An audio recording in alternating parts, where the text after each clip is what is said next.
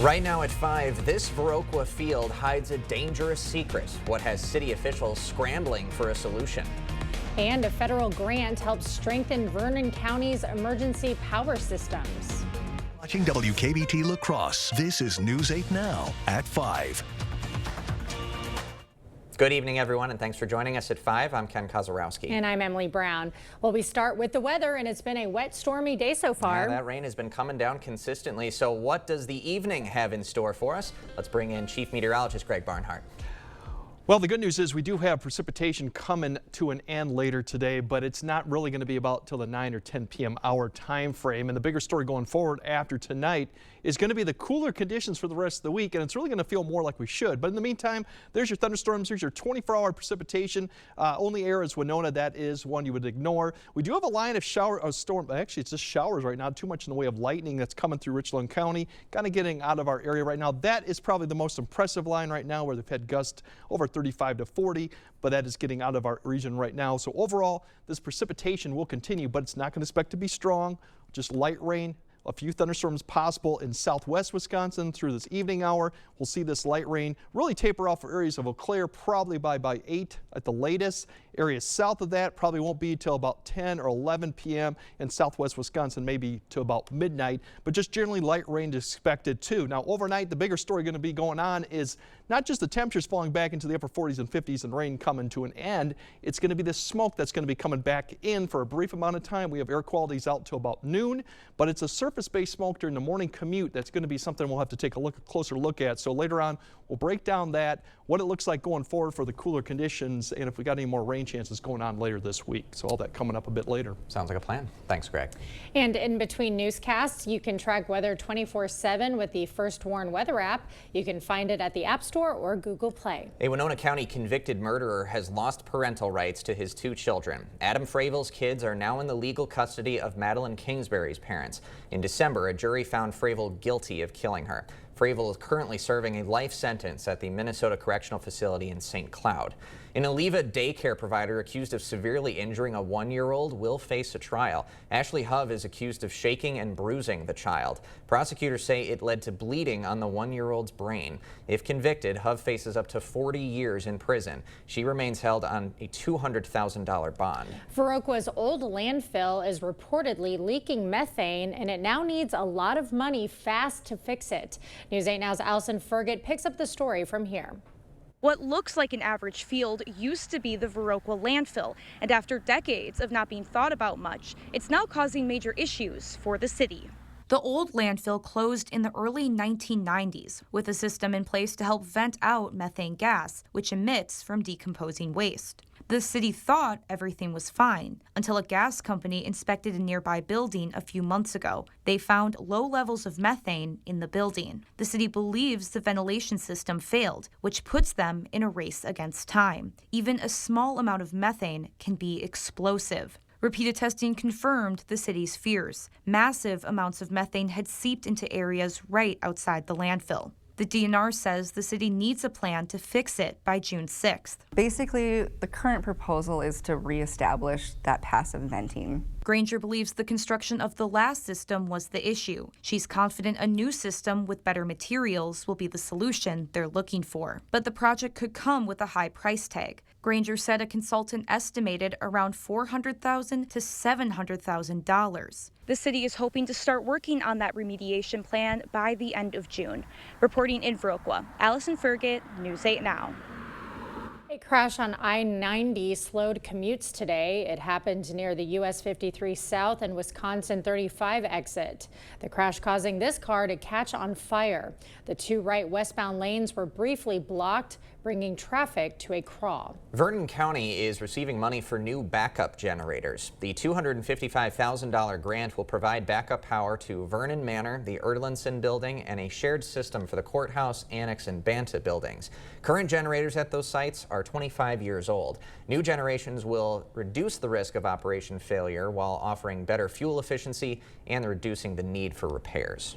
Know that with the generators being 25 years old, they're less reliable than what we need them to be for these critical facilities. And so to be able to replace these, hopefully within the next year, The new generators will definitely offer more advanced features that we don't have right now.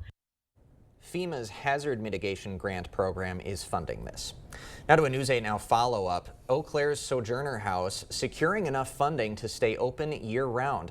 Now earlier this year, the emergency shelter was considering reducing operations to 6 months a year due to funding and staff shortages. Catholic Charities says community members and local nonprofits helped fill the funding gap. La Crosse County business leaders are taking on economic challenges and opportunities. The Seven Rivers Alliance hosting the discussion today at the Administrative Center. Senator Baldwin and Representative Van Orden were there. Topics discussed were hiring challenges, childcare costs, and AI's impact on jobs. I think the only way to solve these is to pull in the business community and to pull in our government leaders, because these are topics that no single organization can solve, because there's many people that have skin in the game. The Seven Rivers Alliance plans to host similar talks around the region. Happening tomorrow, free water taxi service starts by Blackhawk Bridge. The bridge was shut down over detected movement. The taxi runs between Lansing, Iowa and DeSoto, Wisconsin. Service runs Monday through Saturday from 7 a.m. to 5 p.m. You can catch it at the Lansing Marina or Big Slough Landing. And happening around the state, a scam warning. It's coming from the Wisconsin DMV. It involves a fresh phishing scam. Scammers send texts claiming to be from the DMV. The texts warn about final notices or unpaid traffic violations. It asks you to click on a fake link or turn over personal information. A similar scam hit in March and April. And a few of us got it just this afternoon. Sure did. Well, Walmart hiking prices, the popular items affected, and who the chain blames. Plus, it happens in just 2 weeks, why thousands are expected to flock to McDonald's.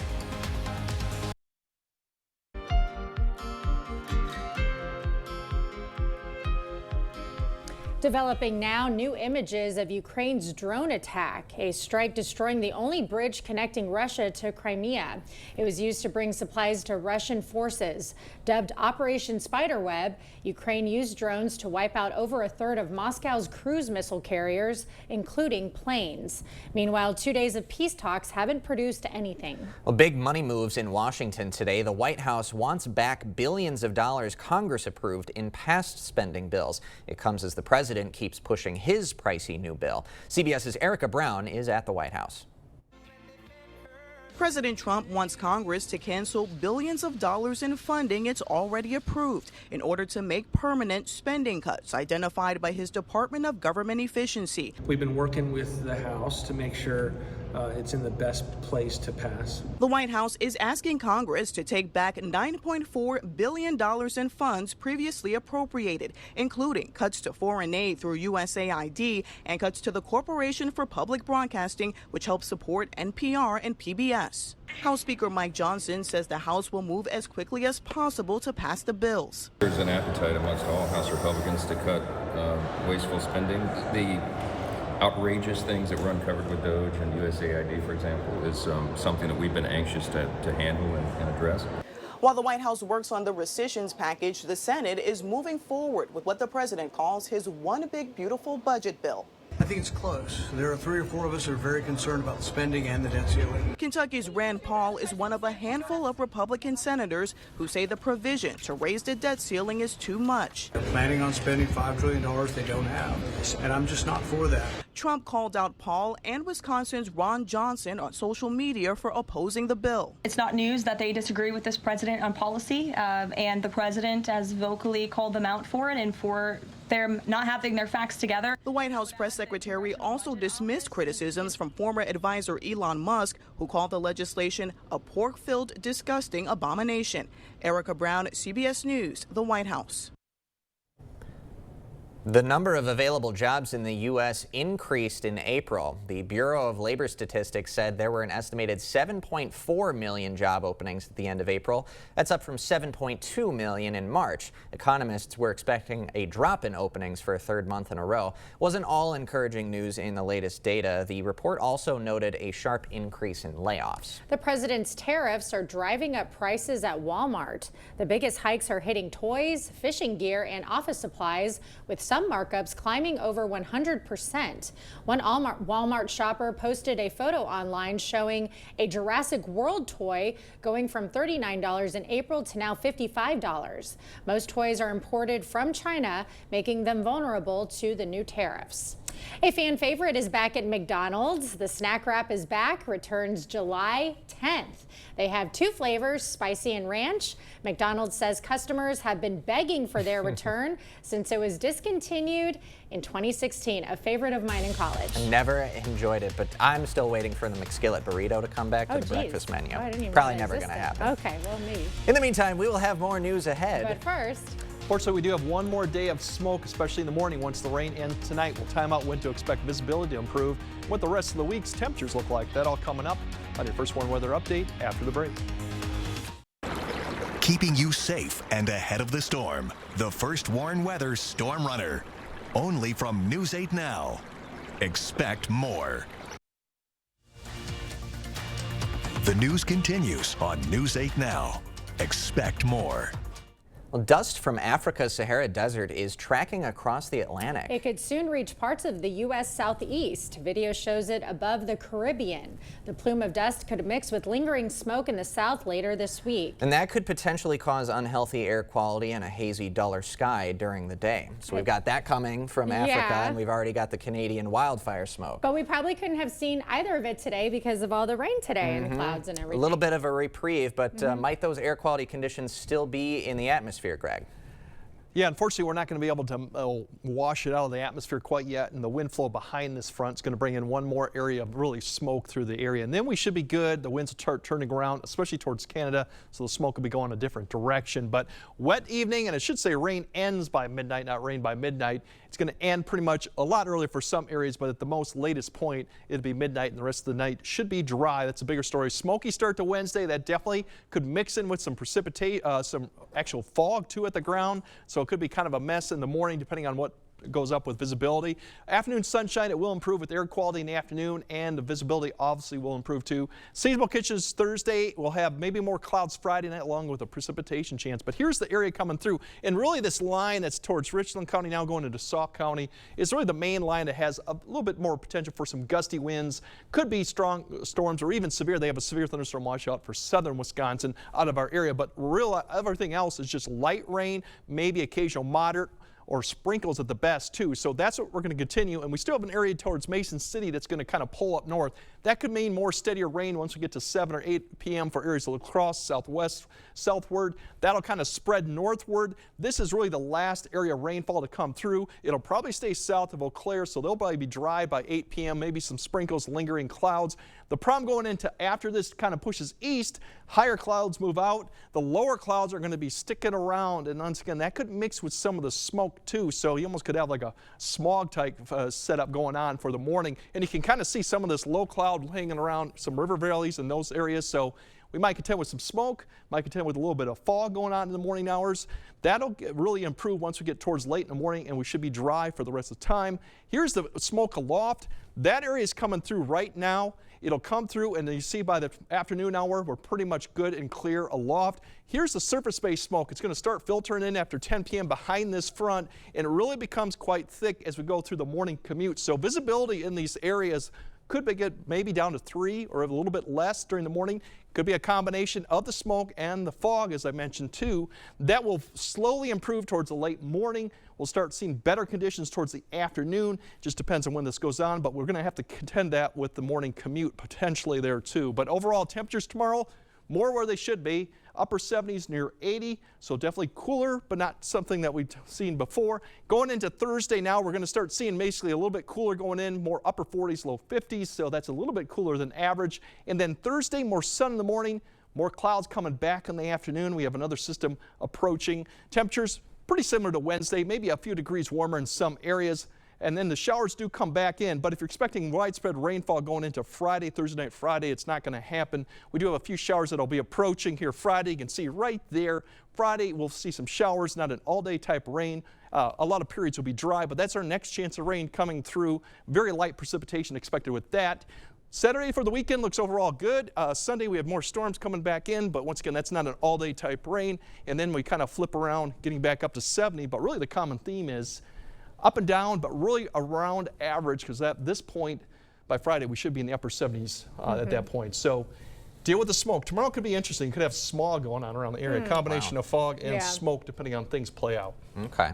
Yeah, so watch out, everybody, especially if you're driving. But some sun, too, tomorrow. Yes. Yeah, that's good news. Like I said, no 80s, no heat coming up, and the weekend overall Saturday, especially because we have all the dairy breakfasts to start to go on, too. That's right. So it's that time of year. So Love Saturday that. looks good. Sunday, we might have some storms to deal with, but overall, not too bad. Cool. Okay. Thanks, Greg. Well, the world's most expensive guitar now on display. The museum showcasing a music icon's final guitar.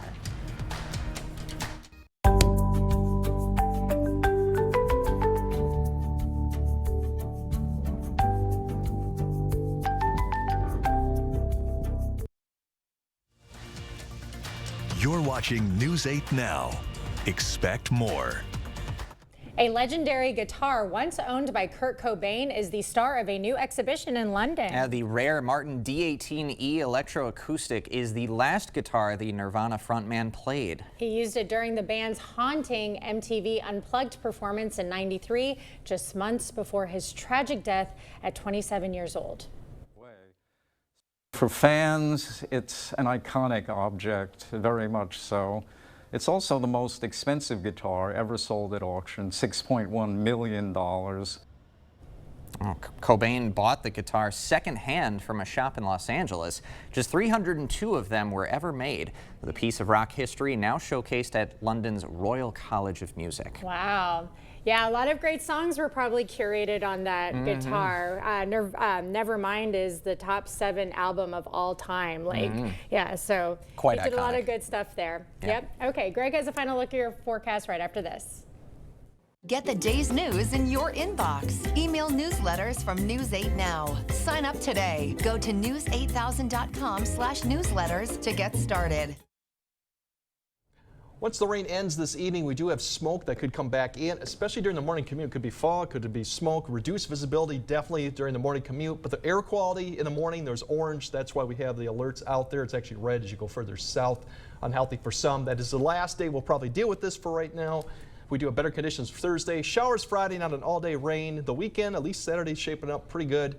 But pretty much average temperatures up and down a little bit, but you're not seeing 80s too much until the end. Until Definitely not Wednesday, seeing heat. he's popping up over there. Maybe by that Looking point. forward to that day.